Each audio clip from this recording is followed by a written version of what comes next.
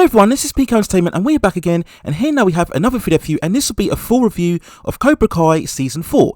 Now there will be spoilers within this review and also references to the previous 3 seasons, so just beware when going into this video. You can see all 4 seasons of Cobra Kai currently showing on Netflix, and you can check out my reviews of previous 3 seasons within the channel, and I'll leave some links within the description. Now to recap from the last season of Cobra Kai, we followed the epic battle at the LaRusso's house involving the students. Daniel and Johnny went on to fight Kreese, and the battle lines were drawn out as Kreese maintained control of Cobra Kai. Both Daniel and Johnny, realising the threat, united their dojos together to compete against Cobra Kai at the next All Valley tournament. And this season continued that narrative where we started off with Daniel and Johnny typically struggling to find some common ground. We see their ideologies and philosophies clash together as they try to teach their students. The main plot of this season surrounds the students themselves as they train for the All Valley tournament and also deal with their personal issues and dramas against one another. We see Robbie come to the forefront at Cobra Kai as the main student, teaching the others the techniques that he learned throughout the Miyagi-Do. Miguel continues his role as defending champion, starts to form a bond with Daniel following getting back with Sam. He also becomes distant with Johnny as he questions exactly what he's fighting for. Sam regains her poise and confidence from last season through teaching with Johnny.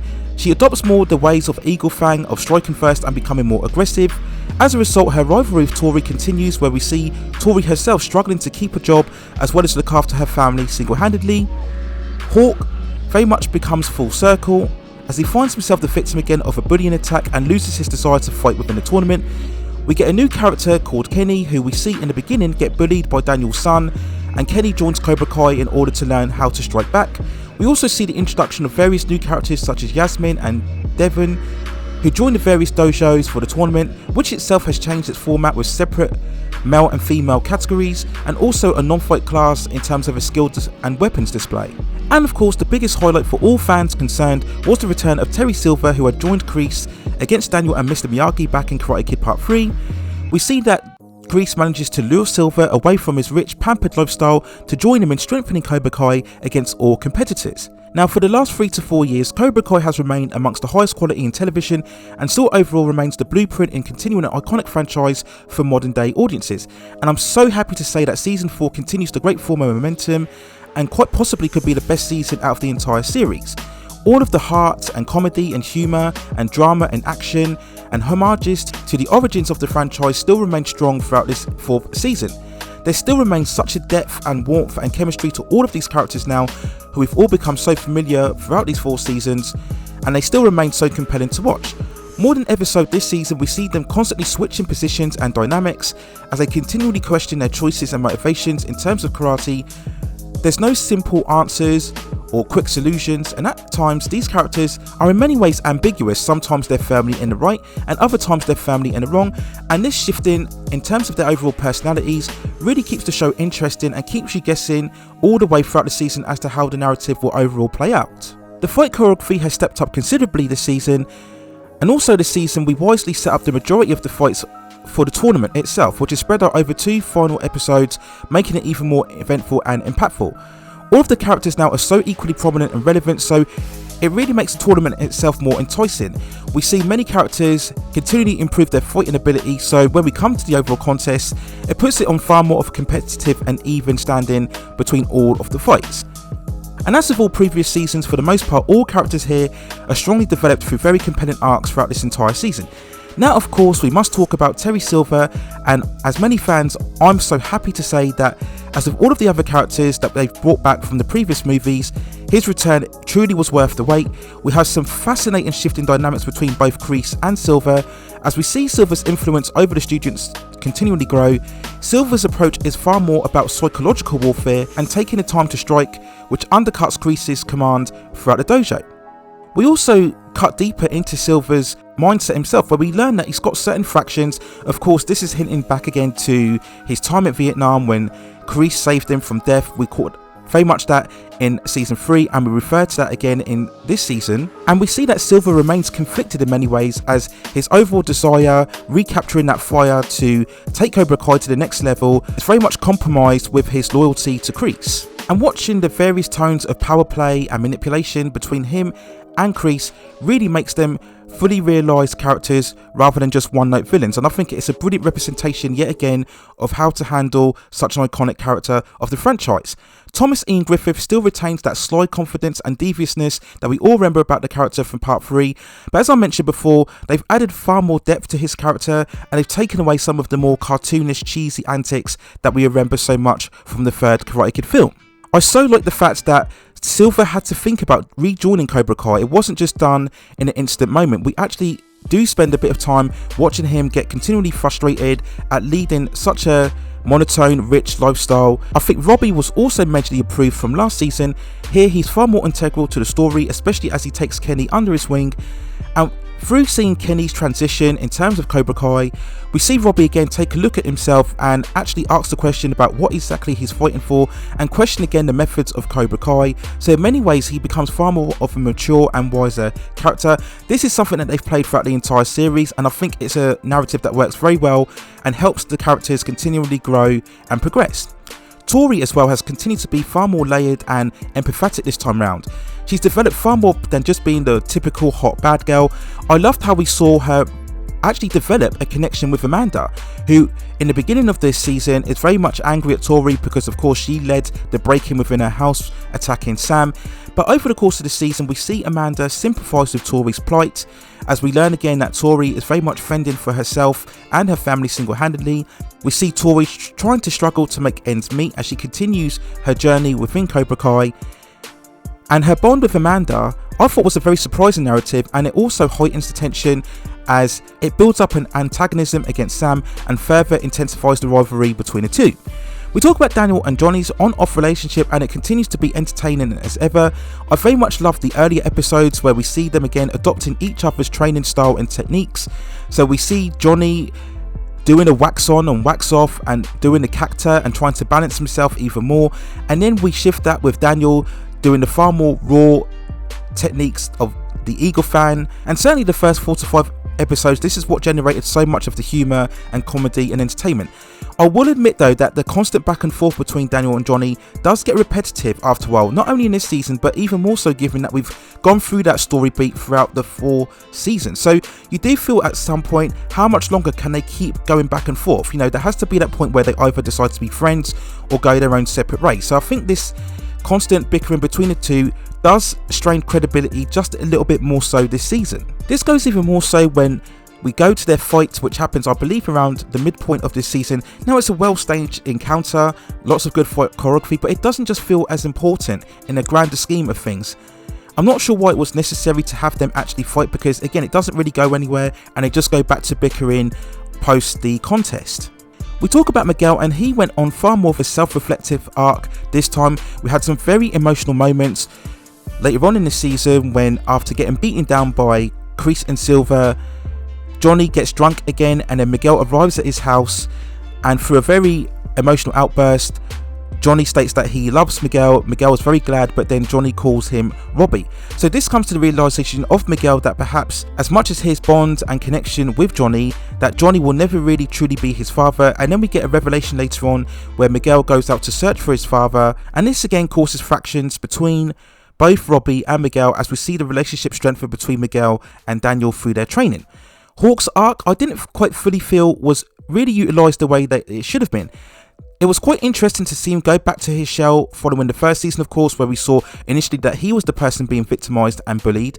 And it's quite an intense scene where we see him come under attack from the other Cobra Kai students. But I don't think they pushed this story all the way, because he kind of gets sidelined after that revelation and we don't really see him become prominent again until the final tournament. Now I think a part of this reason was because we did get a lot more focus on the newer characters, in particular Kenny, whose story arc really very much mirrored the story of the first movie, where we see the initial young student get bullied, we see him getting bullied on the bus and at the school later on, and I think overall this is an arc that was developed very well.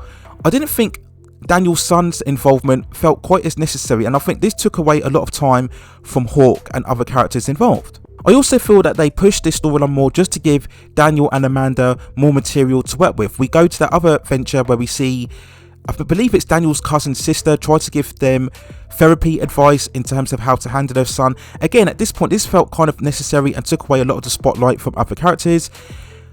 Also, with the introduction of the likes of Yasmin and Devin as well, they weren't bad characters in terms of their performances, they just didn't feel fully developed characters as what they felt they could have been. Now, I will give leeway here because it's clear that the writers want to set up the next generation of students, and this makes sense as it's established throughout that the younger characters in terms of Hawk, Sam, Miguel and Robbie will eventually get older in the show's timeline and move on past wanting to practice karate.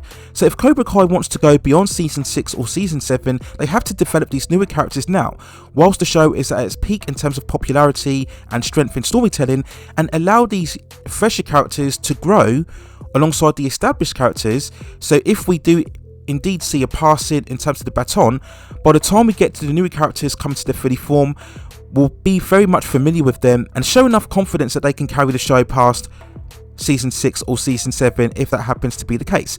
So I can understand why they're bringing in these newer characters now within a timeline. We then go on to the finale, which was again another great conclusion to another great season. This time we get lots of twists and turns in terms of the tournament matches itself. As I mentioned before, introducing separate categories I think just freshens the tournament setup itself, and because again these characters are so familiar and well established, it's never quite clear as to exactly who exactly will emerge victorious. Now, as opposed to season 2 and 3 where we had these all-out epic battles involving all of the people involved, this time we center it to primarily 2 fight encounters. Now, of course, the first one being Robbie versus Hawk, which is a great choreographed fight. We have Hawk coming out on top, overall completing his arc throughout the season by winning. And I suppose this carried further context with the character because he began by adopting his Hawk arc to try and define himself and become stronger. So there's a certain irony that he ends up emerging victorious in the tournament when the Hawk identity is taken away from him. Now, due to the previous matches and point system within the tournament setup, it ends up being down to Tori versus Sam to decide which dojo wins. And again, I think this was a good choice because there's far more investment and intensity in terms of the rivalry between Tori and Sam, and in many ways we knew it would come down to this in some way, shape or form throughout the entire series.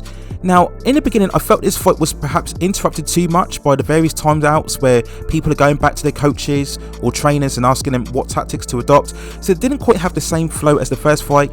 But in the latter stages it still proved to be very compelling. As I did predict in my previous coverage throughout the show, Tori ends up being the victor, which I felt was right because I think logistically there had to be someone within Cobra Kai who had to win, and this was so that we set up the fight back in season 5. And I think Tori's victory overall was a great catharsis, as I mentioned before, in a continuing struggle without her character. It's slightly tainted because we discovered that Silver had bribed the referee in order not to disqualify her when she elbowed Sam in the face. So we'll see some further development in season 5. How exactly will Tori cope in terms of the role of being champion? And will she feel that her victory was not truly earned? Will she continue to make amends with Sam in season 5, or will we see her revert back to her old ways once again? Will Sam continue to be the bully, which was hinted very much so in this season this time round? We then get the big revelation when Silver enters a conversation with Kreese, referring back to a previous lesson throughout this season when he talked about people having weaknesses, and he tells Kreese that Johnny Lawrence is Kreese's weakness and that Kreese is very much Silver's weakness. And eventually we learn that he has Kreese set up to be arrested after earlier beating down Stingray in a very brutal scene in around the 9th episode. And following that, we learn that Stingray actually, through his desire to rejoin Cobra Kai, agrees to state to the police that Kreese was the one that assaulted him. Now, I think overall we all predicted that there would be some sort of usurping in terms of the command of Cobra Kai by Silver, where he would assume more control of Cobra Kai, but I didn't think he would have Kreese arrested. And it does pose some interesting questions as to how much involved will Kreese be involved in the next season overall, because who will exactly desire to have Kreese released from prison? Will it be Tori that comes to his aid? Will it be Robbie that comes to his aid? Will we eventually see some scenario where Johnny teams up with Kreese in order to take down Cobra Kai? How far will Silver expand Cobra Kai? Will we see more new characters and students coming into play? We always know that Silver wants to expand Cobra Kai in various dojos across the land. So there's great scope here for potential, and again, season 5, it clearly states now that Silver will be the primary antagonist. Again, they developed these characters so well. We saw the same tactic used for Kreese, where he was introduced in season 2 and then in season 3 he became the main antagonist. So again, just wonderful treatment of all of these iconic characters. And of course we go on to the final cliffhanger moment, which got all the fans excited once again, where we see Daniel talking to Miyagi's grave, telling him that he has to adopt a far more aggressive approach in order to defeat Cobra Kai, and then he turns to his side, and then we see Chow Sen, and this was such a thrill when watching this moment overall, and of course it makes complete sense given Chow Sen's role not only within Karate Kid Part 2 where he was very much more of an aggressive fighter, but also when he returned in Season 3 when we had those terrific Okinawa story arcs, which very much presented a redemption itself for Chow Sen. So we ask going forward for the next season, how much more prominent would Chow Sen be involved in terms of the overall story? Will we get more references involving Okinawa? Will we get more hints at secret training techniques and fighting poses? Will Daniel be prepared to go all out in the aggressive teachings that Chow Sen shows him? Will we indeed get a rematch between Chow Sen and Daniel? Will Chow Sen come across Johnny, and how will that dynamic between those two play out in many ways? So there's so many possibilities as to where they could take this overall 5th season. Will we eventually see a return of Mike Barnes? As we all know, he very much worked together with Silver in Karate Kid Part 3, so now that Kreese has been taken away, Kreese will need somebody else to join him, and will we eventually see the return of Mike Barnes in some way, shape or form? Will we see Hilary Swank's character come back from the next Karate Kid involved as well? And I'm pretty much sure we will see a further development of the newer characters that were introduced within this 4th season overall. If I had to give an overall score for this season, I would give it a 9.2 out of 10. I truly feel now that this is a series that is really now hitting its peak in terms of storytelling and characterization, and season 4 I just think consolidated everything that was great about this show overall, and it probably is the most measured and balanced out of all 4 seasons. There is very little in terms of a misstep or a missed beat in terms of how they handle all of these characters. For the majority, everything they show here makes complete sense, and it has the right amount of building and development, and it manages to pay off all of these stories beats so successful, and it just makes this show so great to watch. And once again, it just cements Cobra Kai as, I believe, the top premier television show right now. The only real concern primarily we have is that how much longer can they keep extending the narrative, particularly with the older characters, primarily with Daniel and Johnny as well. Eventually these characters will get older and want to move on past karate, so eventually they do want to go on to the next stage. How well will these newer characters be involved, and can they carry the same weight that we've seen with these established characters? So that's my only real concern if the show indeed wants to go on beyond season 5 or season 6 itself. So those are my overall thoughts and feelings and review of Cobra Kai Season 4. Let me know what you think in the comments below. Do you think this is the best season overall, or do you think it's the worst or somewhere in the middle?